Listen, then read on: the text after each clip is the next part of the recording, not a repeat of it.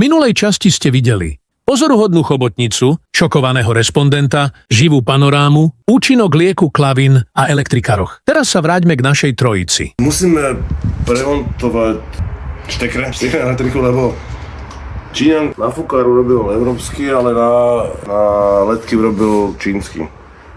Ale my sme šikovní a my dokážeme takéto veci robiť. Druhé chápadlo. Bum. A bum.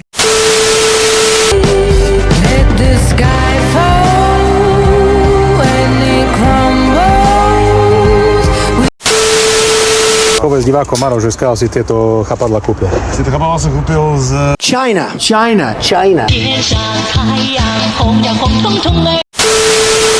Povedz ešte raz, čo to bude? Je to abnormálne nenormálne. Servis abnormálne nenormálny. Zapíname páse! Zapíname páse!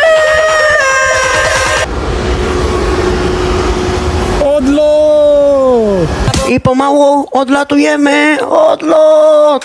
Klavín. Môžem hned. A teraz sa pozrieme niekomu domov.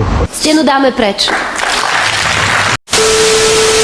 Ako sa bude dariť našim chlapcom ďalej? To sa dozviete v nasledujúcej časti. Bye bye, dovidenia.